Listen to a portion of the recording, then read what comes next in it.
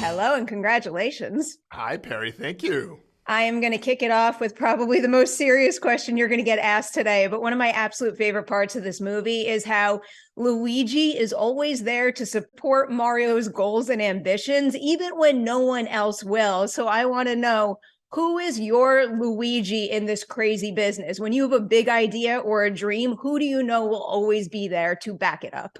That's a great question. I love that question. That's a good one, Perry. You're right. It is hands down 100% my wife. My wife, she is my creative partner, my producing partner, my life partner. She's everything. And no matter what I think, whatever dream I have, if it's crazy or I think it's crazy, she's always there to tell me that it's not. She's always there to tell me it's simply your dream. And she's the one that is always there to tell me, listen, whatever, whatever story that you've made up is why you can't do something, why not think about why you can do it? Is always what she says to me. And it's really, really, and it's been helpful in my career. It's changed my life. My heart right now. I feel like I'm purposely asking that question so I could take all of that motivation and put it in my own back pocket. Go after my crazy dreams. So one thing I was reading a lot about in the production notes is how you got a whole lot of opportunities to, really reach for the stars when it comes to doing a voice performance. Yes. And that was making me wonder, what would you say was, I guess, your greatest reach or the biggest swing you did when voicing Toad that now we can wind up seeing in the finished film? Well, okay, that's a great one, yeah. The biggest swing was I going to be able to get the voice as high as the director wanted it? Because as I started doing the voice, there was rhythm. I had based the rhythms of the voice on a friend of mine, and he liked that fine. And then he was just like, but can you get the voice higher and higher and higher? And every time he'd say, can you get it higher? I'd be like, oh yeah, it's, here we go. And he goes, can you get it higher than that? Yeah, I think I can. Can you get it higher than that? Yeah, okay, let's try to, and then maintaining that. And I'm going, first of all, am I going to be able to maintain it? Second of all, is this really going to work? Because you know how like you hear yourself different in your head than everybody else hears how you sound, and so you're just trusting that it's going to be okay.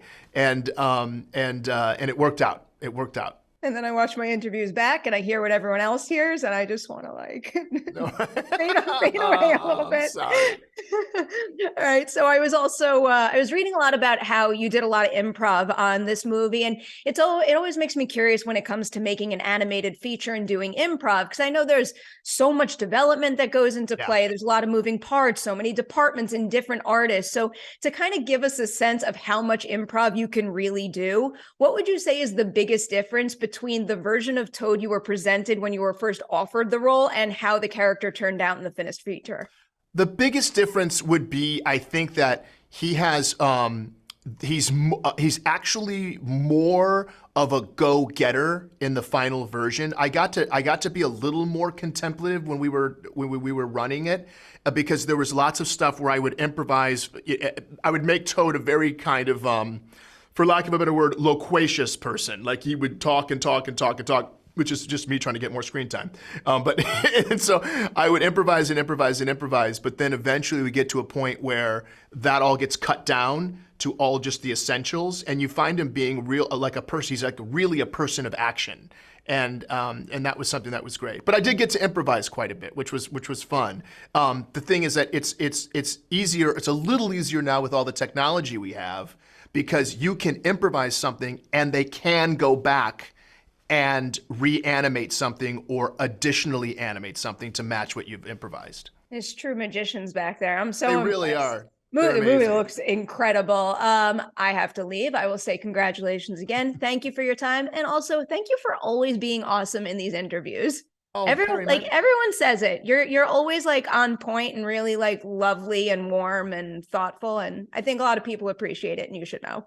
Oh, thank you for saying that. I appreciate that. I mean it.